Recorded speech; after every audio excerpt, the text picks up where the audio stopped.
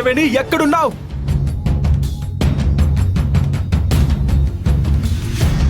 నీలవేణి please నీలవేణి, నా కోసం రా నీలవేణి.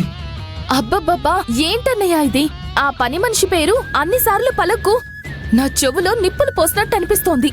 చూసారా ఇప్పటికిప్పుడే ఎలా బయటపడ్డారో? నీలవేణి పేరు వింటేనే మీకు చెవుల్లో నిప్పులు పోసినట్టు అనిపిస్తుందంటే ఇక నీలవేణిని నిజంగా మీరు ఇంట్లో ఉండనిస్తారా?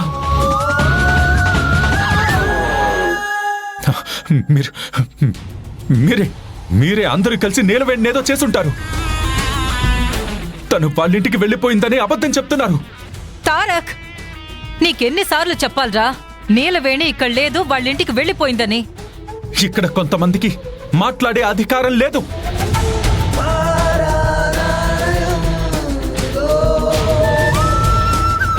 వాళ్ళు ఈ పరిస్థితిని అడ్డం పెట్టుకుని నాకు దగ్గర అవ్వడానికి కానీ నా నుంచి నీలవేణిని దూరం చేయడానికి కానీ ప్రయత్నిస్తే వాళ్ళకి మాత్రం మర్యాద దక్కదు.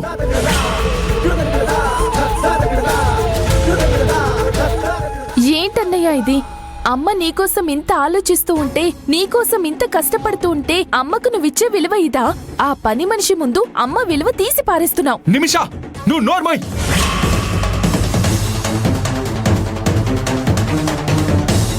ఈవిడ గారే జీవితాలు నాశనం చేసే పనులు చేస్తారు అనుకుంటే ఈవిడ వెనక మీరు తానా అంటే తందానా అంటూ భజన చేస్తున్నారు.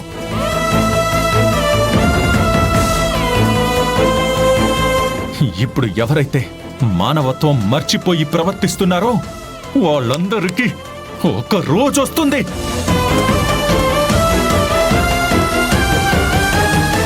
ఆ రోజు ఖచ్చితంగా చేసిన తప్పులన్నింటికీ శిక్ష అనుభవిస్తారు.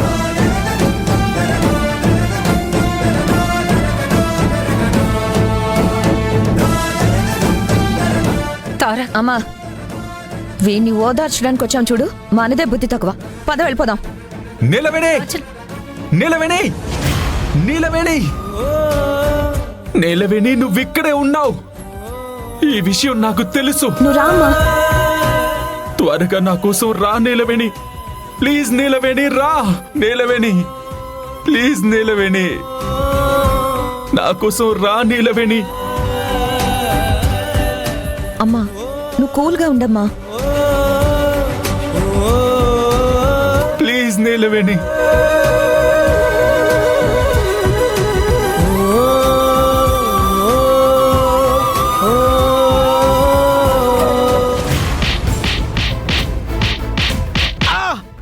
ప్లీజ్ సార్, మా ఆయన్ని కొట్టకండి సార్. నా మాట వినండి సార్. ఆయన ఏ తప్పు చెయ్యలేదు sir. Sir please sir. Sir please sir, మా ఆయన్ని కొట్టకండి సార్. నా మాట వినండి సార్. ఆయన ఏ తప్పు చెయ్యలేదు సార్. సార్ సార్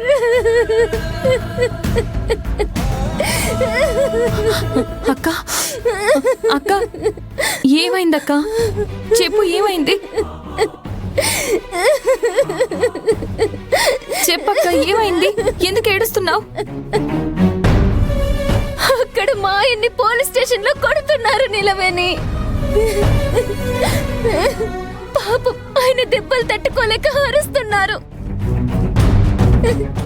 నాకేం చేయాలో అర్థం కావడం లేదు. అక్క, నేను చెప్పినట్టు చెయ్యి. ఏం చెయ్యాలి నీలవేణి? కాదంబరమ్మ గారు చెప్పినట్టు తారక్ సార్ దగ్గరికి వెళ్ళు. నేను ఈ ఇంటిని శాశ్వతంగా వదిలేసి వెళ్ళిపోయానని తారక్ సార్కి అబద్ధం చెప్పు.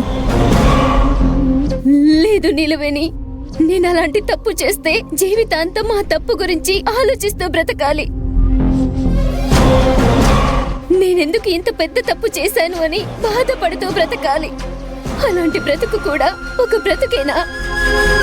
అది కాదక్క, ఇప్పుడు మీ ఆయన్ని విడిపించుకోవడానికి మన దగ్గర వేరే మార్గం లేదు కదా. మార్గం లేకపోతే ఆ